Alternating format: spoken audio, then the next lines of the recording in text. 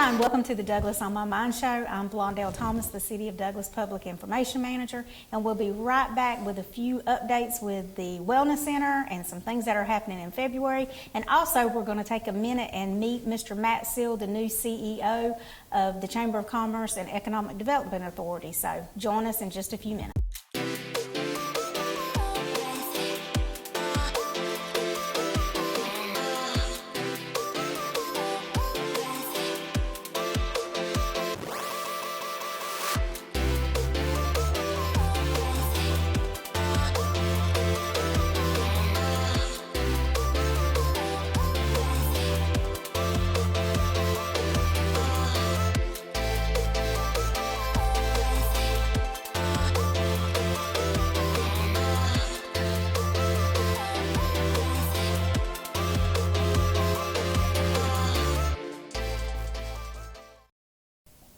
Welcome back to the Douglas On My Mind Show. I'm here with Mr. Danny McCarty, who wears a very numerous amount of hats at Coffee Regional Medical Center, but today he is the Cardiac Rehab Director, and he's going to be sharing a lot of good news about what's going on with the Wellness Center and other things that are going to be happening in February. So, Danny, to start off with, what's 2023 looking like for the Wellness Center? It's actually looking fantastic. You know, I was curious to know this year, you know, after we've all been through the COVID phase and everything else, how would we return back to a normal state, you know, as far as gyms, because gyms really shut down during COVID. And so, but what we've seen so far is an increase in attendance, increase in memberships.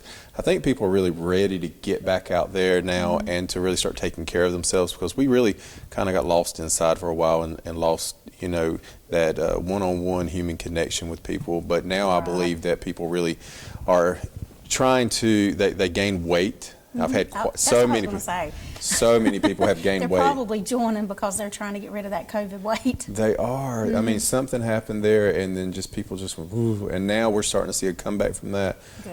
We're selling, you know, memberships. We have a new 24-hour access. We have new membership softwares. We have apps. We have still all of our group fitness classes that we offer to the community.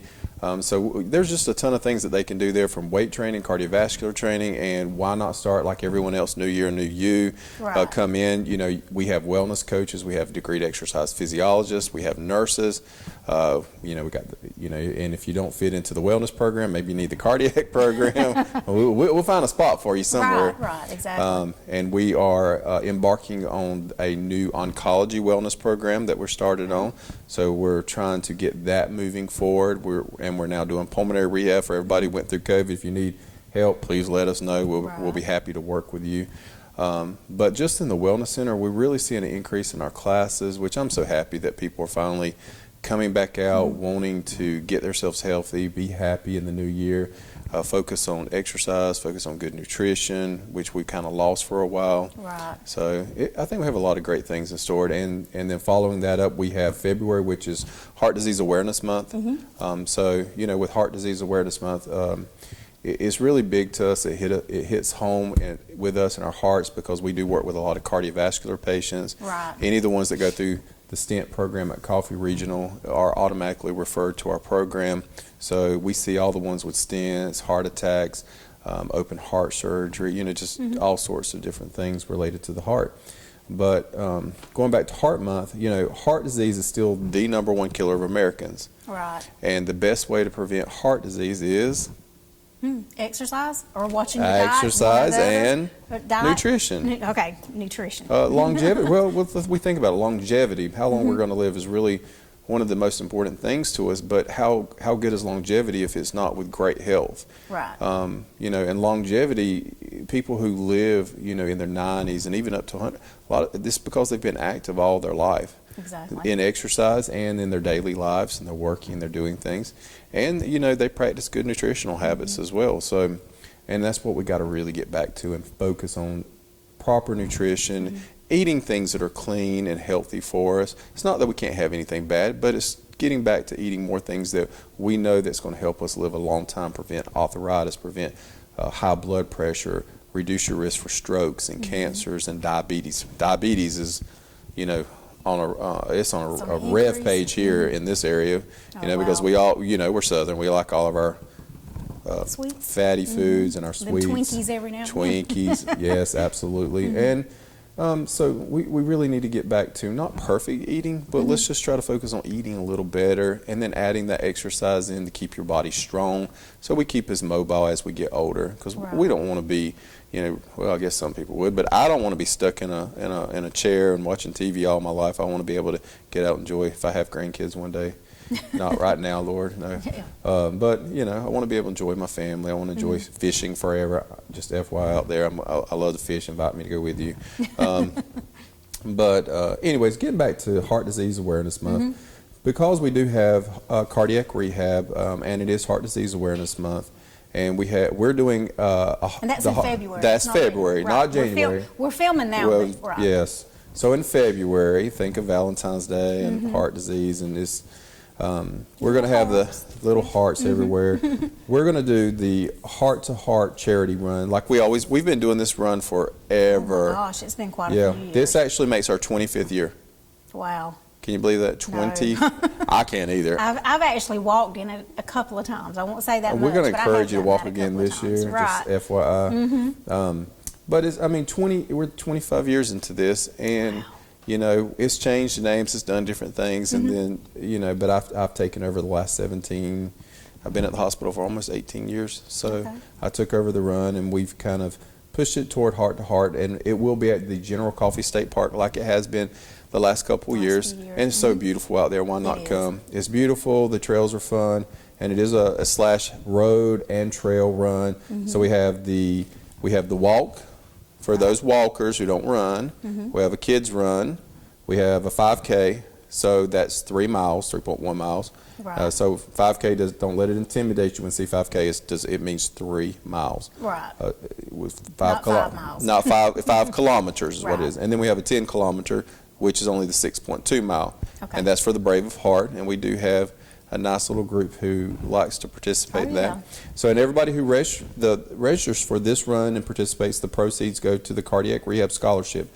And that scholarship, we use the money to help patients as they come into cardiac rehab. And let's say, a lot of times what happens, especially our seniors, they're on a fixed income, they're on Social Security, they get their Medicare, and they got their Social Security check.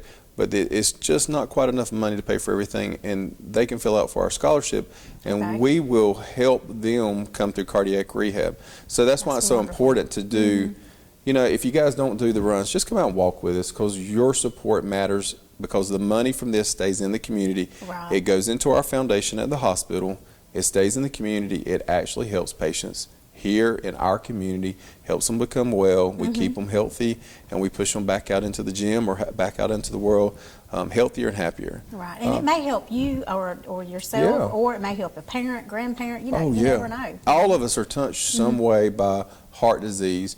Whether is that heart disease, blood pressure issues, and then we have cholesterol issues. But has someone in your family had a heart attack, or have they had open heart surgery? They have a coronary artery bypass graft, or have they had a stent? So all of us at some point, I think we all had somebody touched by heart disease. And sometimes it doesn't get recognized as much as the cancer does, but it's still the #1 killer of Americans. And we really want to focus on helping our community be able to get the help they need, especially when it comes to getting back on their feet and getting well and healthy. So we do have this Heart to Heart 5K. It is at the 5K, 10K, 1 mile, and walk at Coffee State Park, and that will be on February the 25th.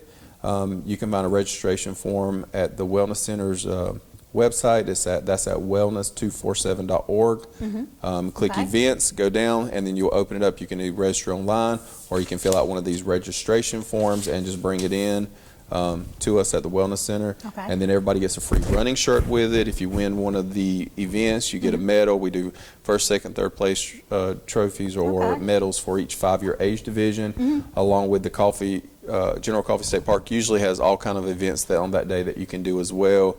We've done all sorts, a whole family day, and that's the great thing about it. Another fantastic thing about this is we may have Chick-fil-A coming that day. Oh, wonderful! So we always have plenty of water. We have fruits and snacks for everybody. We do. And then the families, obviously, they can go out and enjoy the animal park there at the state park. There's the animals. They have canoes. They have all kind of little fun activities for the kids to do. The reptile house, and you can go in and see all the reptiles. So we're going to have a day of fun for the entire family, and that's going to start at 8:30 in the morning. So we kind of divide it up by participation level. So we'll start the walkers and the 1 fun mile fun runs, and then we start the 5K, 10K a little bit so everybody has kind of space them out so everybody can get in and not be in each other's way. Because unfortunately, us walkers are a little bit slower. A little bit slower, runners. and we have some speedy runners coming through sometimes. We do. I'm still amazed myself at how fast I run, but I'm not a speed demon. Now, when you talk about walking, okay, you said part of it was on pavement and then part of it is on the trail. So, I mean, do you need to have shoes that are kind of conducive for both, or? I would say just wear you some running shoes. If Right. it's a little wet, pull your socks up and get muddy and have a good time. That's true. You know, I mean, I look at it as a good time. Don't go, Yes. if you're going out there, go, oh my gosh. And then Oh, mud. it's good. We'll walk around and move on. Let's go. Right. Come on, let's have fun.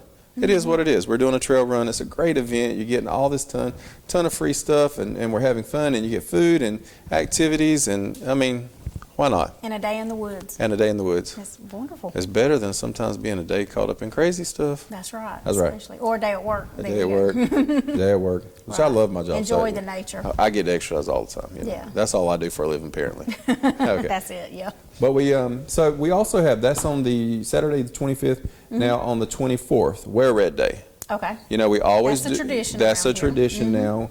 Just like you have Pink Day, we have Wear Red Day to support. So we'll be sending out a flyer with information to be on social media. We'll have 3 shirt designs you'll be able to pick from that day. And we want to encourage the community to purchase our Wear Red shirts. And that'll be that Friday, the 24th, February the 24th. And we want you to take pictures, put it on our social media, tag us in it. And really, again, the proceeds from selling the shirts helps with the cardiac rehab scholarship. And we're going to be selling the paper hearts too. I don't know if you remember those on the trails. What we do, so you can purchase these at the hospital. Some people have them out in the community. But these paper hearts, it says in memory or in honor of someone, you know, that's had heart disease, and you'll be able to write their name on it.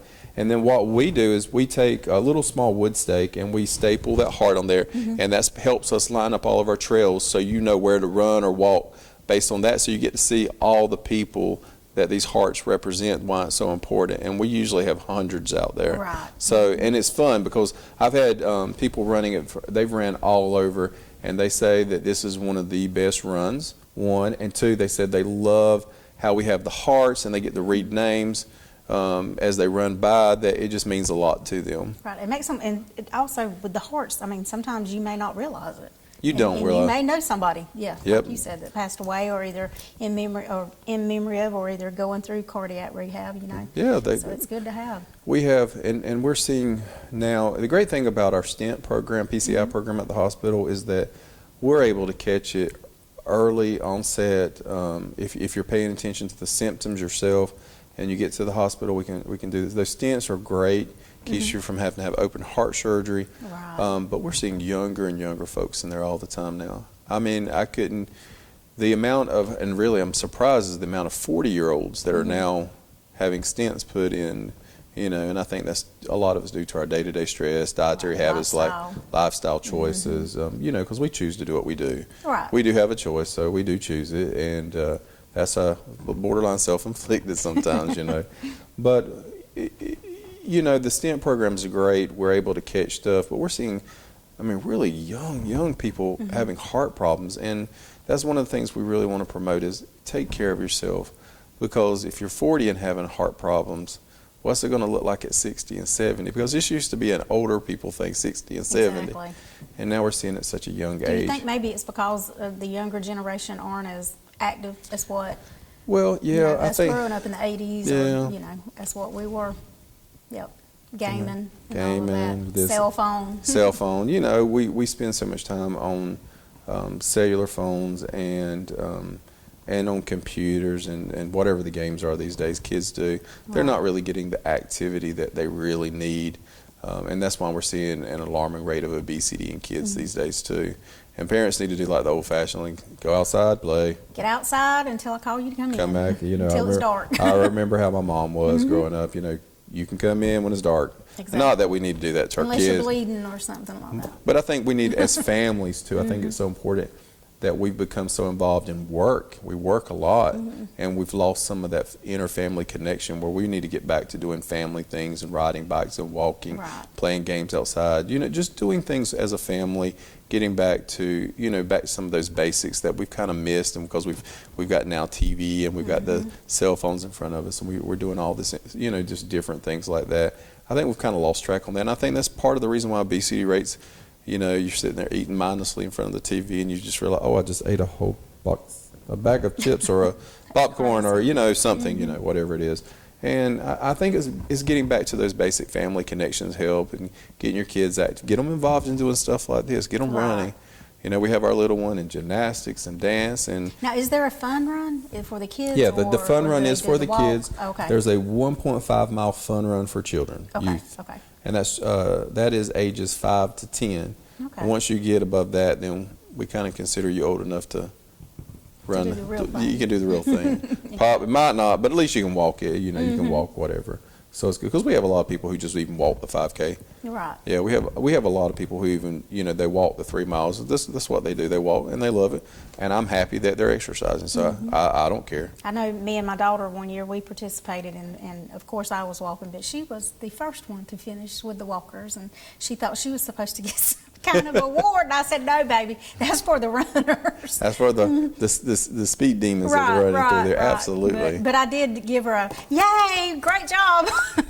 Baby, we're gonna get you a donut afterwards. No, she was happy with her Chick-fil-A. Well, and that Chick-fil-A is so good, and we're so, and they have sponsored us several years in a row, and they have, just done a fantastic job getting that out there, and us getting it to the runners, and then, but we've had we have such a ton of support from Williams Foods. They help us, Premium Waters, Premium Peanuts. We have a lot of great sponsors out there that really that back our events and that really care about us, and they do a fantastic job about giving back to the community. Now, if somebody wants to sponsor, do they contact you? Yes, absolutely. We definitely need sponsors. If you guys will contact me at the Wellness Center, I will get you a sponsor letter, and your sponsorship dollars are you can write it off on your taxes. You just hand it over to your accountant. We definitely need sponsors, and then anybody who sponsors the 200 to 400, 400, 600 range, they get their logo printed on the back of our T-shirts. So we do all the big sponsors on the back for recognizing them, and we do a thank you in the newspaper and some social media, unless they ask us not to. We have a couple private donors, but we try to. And even when I'm handing out the awards just before that, I try to thank all of our sponsors, because I do think it's important, because they do spend their hard-earned money to support the cardiac rehab program and what we're offering out in the community. So that's great. And that's exactly what we need, is that support to continue this Absolutely. Tradition. We need that support in the community. Yeah. But February is Heart Health Month. February is the Heart Awareness Month. Let's get healthy. Let's get in shape. Come to the Wellness Center or join another gym or just get outside and whatever. Just get moving, and definitely, if you guys start now and practice, you can start walking every day. Oh, that's my cue. Yeah, start walking 1 or 2 miles now, and then you pick your pace up, and then you might can, walk a mile and trot a little ways and walk a mile, and then you can build up easily to walk. Or jog the 5K. It is not impossible to do. Exactly. You have over a month to get ready for this race, and there's the race or the walk. You can do either one. Right. If you're not a runner and you're really not a walker, then you just prepare to go to a walking stage first. Exactly. So, there's an opportunity for everybody here. There is. And like I said, it is a fun day just for families to come out. I encourage everybody to come out and join. Okay, so February the 25th is the charity run and hit the trails at Coffee State Park. 24th is Wear Red Day. Yep. So let's not forget that. And if anybody has any questions about what's coming up during February, they can give you a call. Definitely. Give your information. Give me a call, Danny McCarty at the Wellness Center, 912-383-6988. Feel free, give me a call anytime. Okay. And if I'm not there, speak to whoever's at the front desk. They'll relay that message to me, and I will call you back, I promise. All right. Yep. All right, I appreciate you being here Oh, today. thank you, And Blondell. of course, we'll have to have you back on later on this year because, Oh, yes. you know, you do have your fall event Oh, that we have every year. Well, the fall event's moving, just FYI, the Okay. fall event's Oh. maybe moving to the spring. Okay. And may have a different fall Well, event. that's good. But we maybe, we're looking at bringing the health fair to the spring, Okay. to April, because October's so busy. And it is. And we thought about bringing it a little earlier so maybe more people would participate That sounds like in a our plan. annual blood screen. So we're looking at doing that along with several other things in the community. So we've got a lot of great things. That's part of my other title. We'll be working on that. Okay, so that's something for everybody to be looking out for. Yes, Save the date. absolutely. And again, if they have any questions, they can just contact you at the Coffee Regional Medical Center, Wellness Center. All the above. Yes. I'm everywhere. All right. Yep, that's it. Thanks for being here Thank today, you, Danny. Blondell. And we'll be right back after this.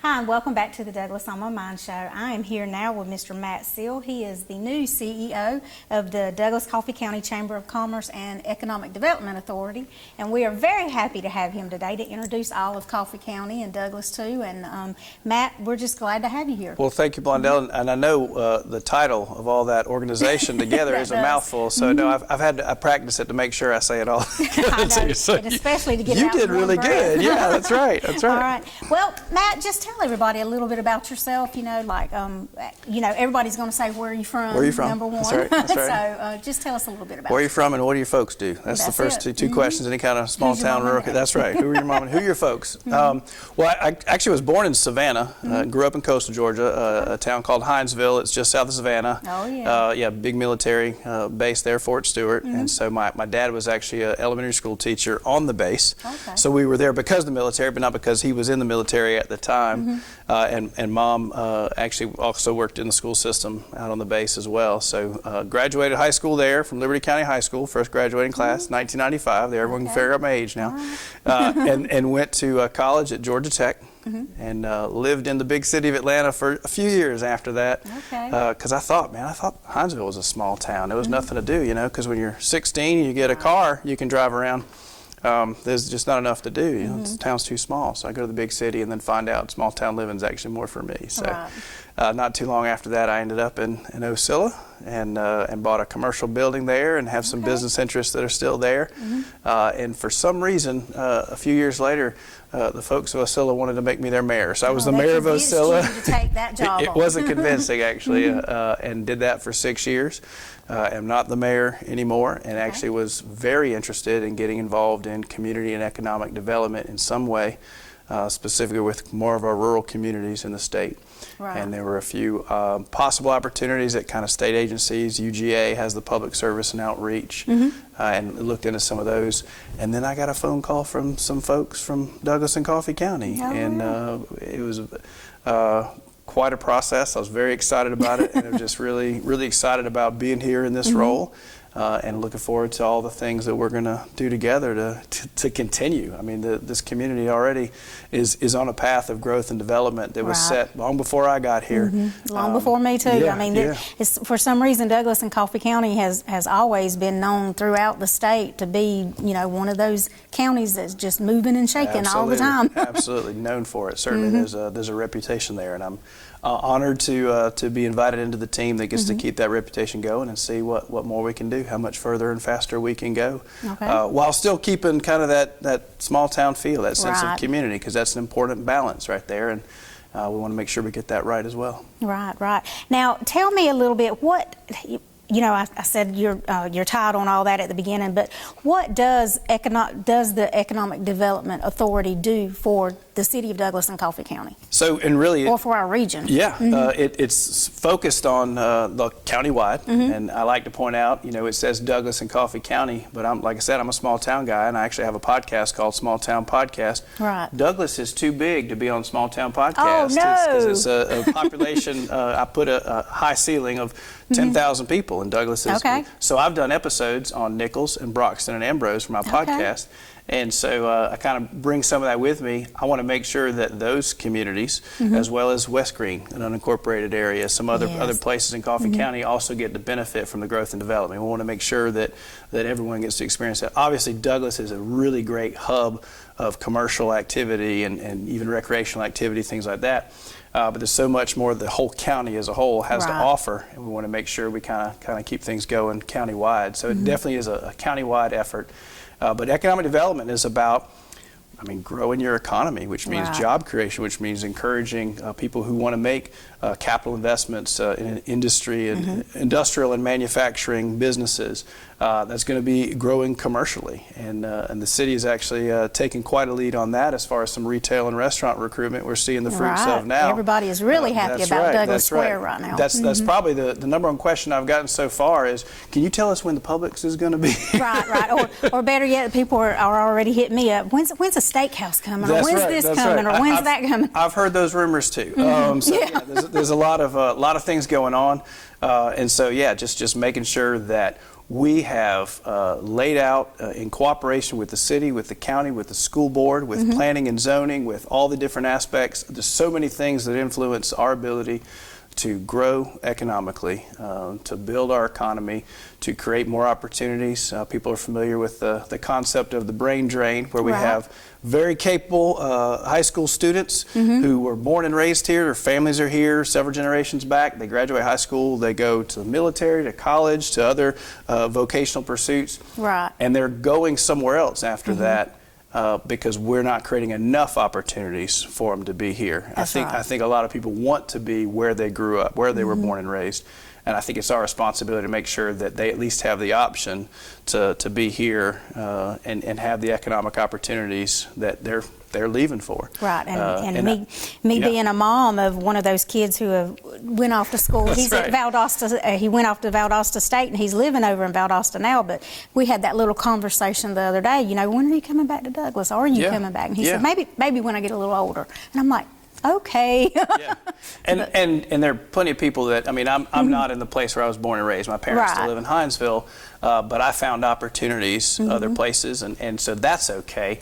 But we don't want people who would rather be here not be able to be here because of economic opportunities, and that's our charge, is to make sure that we're giving our kids and grandkids the option to come home if they want to. Right, and I think with the recent boom, it has had like a little trickle down effect from Douglas Square, because we're seeing new things happening all over Douglas and even in the county. Well, and I had a conversation earlier about this. I'm sure some people might worry about some of these big chain stores that we are inviting and are excited about being here. How's that going to affect some of our mom and pop businesses? Right. But I drive through downtown Douglas and see a thriving downtown, and I don't think that's going anywhere. So again, it's all about balance. You want to make sure that you're growing in a couple of different sectors at the same time, and I think we are doing that, and we just need to continue to do that.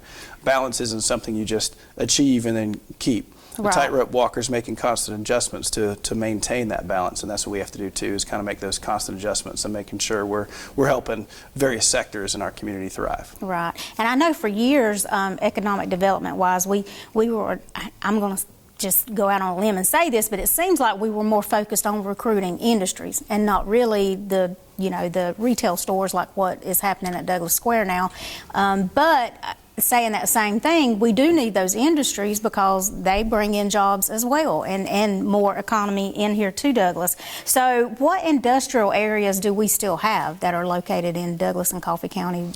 So there's several, and I want to actually, before I even go into some of those examples, to your point, there's been a change. A lot of the authorities that are created, including ours, started out with the name Industrial Development Authority, and we're very focused on just industry, manufacturing, those are things that people think about. And I find it striking and very telling about the mindset of this community. Douglas Coffee County has an economic development authority is what it's been changed to. Plenty of other communities still call theirs industrial development authority. And there's no problem with that, but they changed the name here to reflect that it was a bigger picture, not just big industry. Obviously, that's the one where you have the big ribbon cuttings. You can get the governor to come down and that makes the headlines bigger. But I think it's really important to also focus on restaurant retail, whether that's chain restaurant retail or mom and pop restaurant retail in a thriving downtown. People want to get the 200 jobs. What's just as important for diversification is a new business that has 2 jobs, because that's more of a hometown person. That's the one that's going to donate to the Little League, to the school clubs, to the programs like that. Those businesses are more likely to be more, I guess, entrenched and embedded in the community. And again, nothing against the big names that are coming. We invite them, absolutely. Absolutely. But you want to make sure that that balance is there. We still have, you've got the biggest one to talk about is the Walmart distribution center. Oh yeah. And that really sets Douglas Coffee County's reputation as you're not supposed to have that unless you have an interstate going through your community. That's true. And it's here. And the story I tell people is, and I've seen it now for myself just in my short time so far, there's just a sheer will to make things happen here that people say, well, that'll never happen because you don't have this, or you needed to have that, or whatever. Our community doesn't seem to see obstacles the same way as other people. Well, that was kind of what was said about the Publix, about public supermarkets coming in. That'll never happen because you don't have the population or whatever. But we've got a lot of ag-based industries. We've got Premium Peanut. We've got Pilgrims, and now Pilgrims has got this other industry they've broken ground on now that's going to create about 75 new jobs is what it's projected to do. $100+ million investment. So those are exciting things. Optima Chemical is a very interesting story. There's a chemical company right here in rural South Georgia, started by people from rural South Georgia back in the 90s, and getting to know those folks. And that story has been just fascinating as well. It's really fascinating. Because that invites people who want to be in engineering and chemistry processing and some of those things that people don't associate with rural communities, but here we have them. And so somebody that is in that field, they would rather live in a place like this than a place like Atlanta. Nothing against it, but less traffic here. And so we're creating opportunities with the industries that are here and helping them to grow and expand, but also inviting new industries to further diversify what we've got going on in Coffee County. That's right, and we are seeing some of those industries and businesses expand right now. Absolutely. Like you just talked about a few of them. I think Walmart distribution, they just built on a little bit, or they're in the process of doing that? They've done a huge, I'll call it a double down. If anyone was worried about them maybe finding another place because of the aforementioned necessity for an interstate. They've made such a huge investment in kind of this state-of-the-art technology and what they're doing. If they were planning on leaving anytime soon, I don't think they would be doing what they are doing right here in Douglas. And they consider themselves a good South Georgia company. They love that they're here. They find benefit from being here, and of course we find benefit from them being here. And that's how you make things grow. You make it mutually beneficial. Exactly. Now we're also seeing some growth taking place on the outskirts of Douglas. Some different businesses are popping up around. So I think all in all, Douglas is seeing a lot of growth. There's a lot of opportunity. Like I said, just great diversification, while at the same time I mentioned those ag-based manufacturing or industrial companies, but based on agriculture, peanuts and poultry. And I think that kind of speaks to we can keep who we are as a community. We're an ag-based community. But the more we can do in those ag-based ways, manufacturing and value adding inside our county lines, we're creating more opportunity, more need for capital investment, and more wealth and more jobs right here based on the things we already do well. We do great at growing peanuts and growing chickens. We do. Hey, so you might ask as well us just to do it create and we'll more. get it done. That's for right. sure. Now, when a prospect comes to Douglas, what do you think is something that actually helps them to make their decision, or what are they really looking for when they do come to Douglas and look at our town, or in Coffee County, both places? What do you think makes a difference to them whenever they look at us? The first part of the product, I'll put that in air quotes there. Right. They're looking for, obviously, they got to have some kind of space, and preferably a building or a spec building along the way. So the farther along we are in being able to provide them some place for them to set up, based on what kind of industry they're bringing, the better. And I've already seen, again, I just got here. I can't take credit for any of this, but there are multiple industrial parks, and before one fills up, the Economic Development Authority is looking for where else can we buy and build. They're staying ahead of the game. That's good. And making sure those things are better developed. We just got to announce just recently that we received, EDA went out for a $500,000 grant from the One Georgia Authority that we got to help put in the infrastructure at Seale Park. Right. Now, $500,000 doesn't go as far as it used to, as far as Exactly. water and wastewater and some of the roads and those infrastructure, but that will help us get farther faster. And so instead of just showing someone a field and say, well, we might be able to do something here, we're already going to have a site developed farther along. In the case of a spec building, which is currently in our conversations, if a building is even 3 sides, 3 walls of a large building is there, then that's 3 walls they don't have to build. It shrinks the time frame that they can come in. So a big part of it is the product, and this community has always done a good job about that. But the other parts are things that they're not even secrets anymore. We know what they're looking for. They want to make sure there's a good school system, because if they're bringing people and inviting them to come work here, they're probably bringing their families, and that means kids and a good school system, a good education system. They want to see a good healthcare system, so they're going to check out the hospital and see what all it has to offer. And and we've got a great school system and healthcare system already. Check. Yeah, Yep. that's right. Recreational opportunities. Is there Double check there. Thriving downtown? Are there things to do, or how far do people have to go? And we are already, and I think the momentum is just going to continue this direction. We are already a place where people are coming from the surrounding counties to our commercial hub and to our recreational activities, to events at the Martin, all these kinds of things. And so they're looking at the whole picture. Like I said, the product is the first thing. Obviously, they want to make sure that they have people they can employ. We've got to always stay ahead of the game on workforce development and community housing. And that's been a big conversation for me since I got here. So we just need to make sure that we are catching up on a few places we need to catch up. We've got a little work to do on community housing. Right. People always say, "Oh, there's no houses." We're going to invite people in That's and try to get them jobs. We're going to invite those kids back. They don't want to live with mom and dad. Right. We've got to make sure that we got plenty of places to live for them. And so those are things people are looking for. And we have a few things to work on, but as a whole, what a great inviting community we have. And I've already had the opportunity to talk with a few prospects, and they have nothing but great things to say about the community. It's just we get into the details very quickly, because the big things that might be kind of because they don't have this, or because they do it this way, nobody's saying that. It's getting to the details very quickly, and that's very exciting. Very exciting for me in my role, for sure, and very exciting for our community. Now, are you finding that the ability because I'm just being in the position I'm in, with the state, I've talked to other public information officers with other counties, and they say that, it's hard to work with the city and county governments. Do you find that our city and county governments are, of course, willing to work together, or if they do have issues, they can work them out most of the time? I won't name any because we're on camera.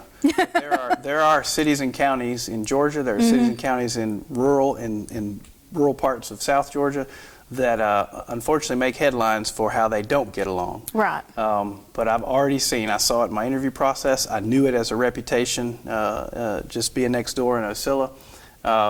This is a community that comes together. You have in fact, it's helpful.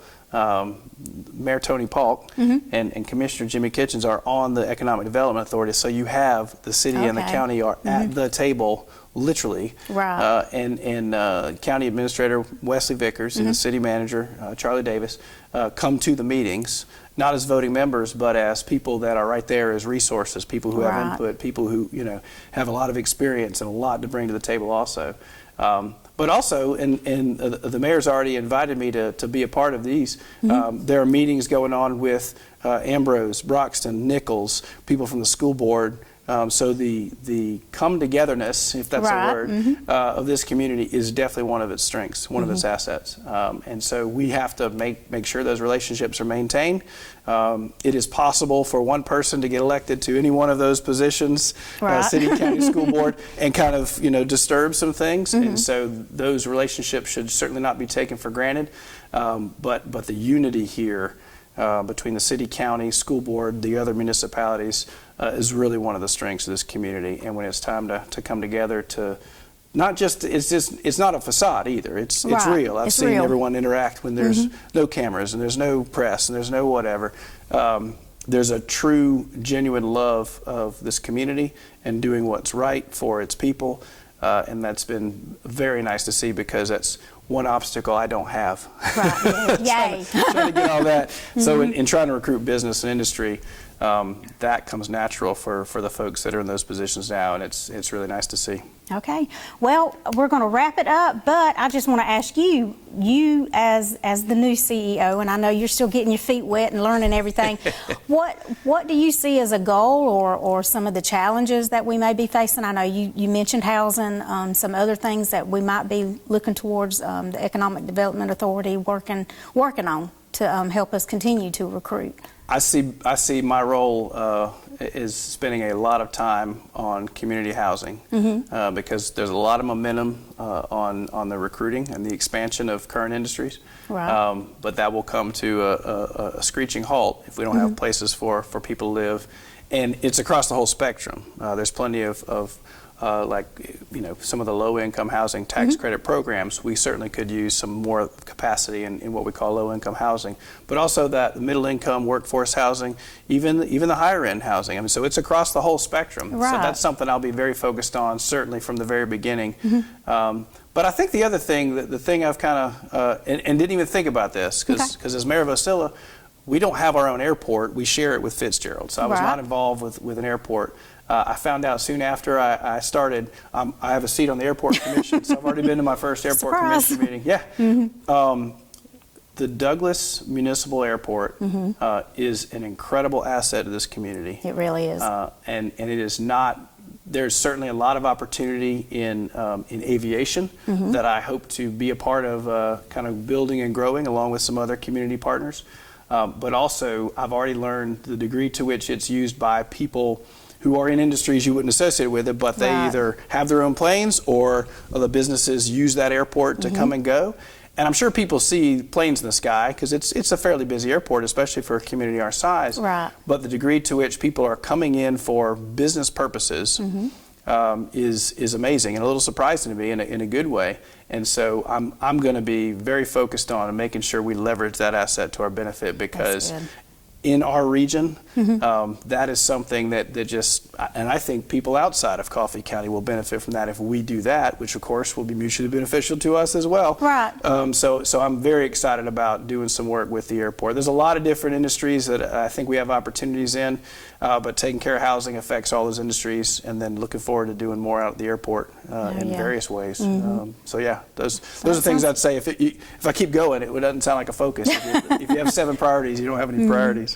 Right. Well, hey, at least you've got some already, and you're looking at working towards it. And I know you've mentioned a few different people that you've already met, and feel like you need to meet with them either every day or at least once a week. I mean, there's some folks to meet with regularly, and then I'm looking forward to meeting a lot of other folks as I keep going, because I know there's a lot of great people in the community that I haven't had the privilege yet to introduce myself to and sit down and talk with. All right. So, we are very happy to have you here, and we hope you are here for a good while. I mean, hey, me too. As long as you want to be. There we go. Yeah, exactly. So I'm happy that you're here and hitting the ground running and getting all of these things lined up, and hopefully we'll see some good things coming in the near future for Douglas and Coffee County. Absolutely. Thanks for having me, and thanks everyone for watching. All right. And that's going to wrap it up for the Douglas on My Mind show today, and we will see you again next month.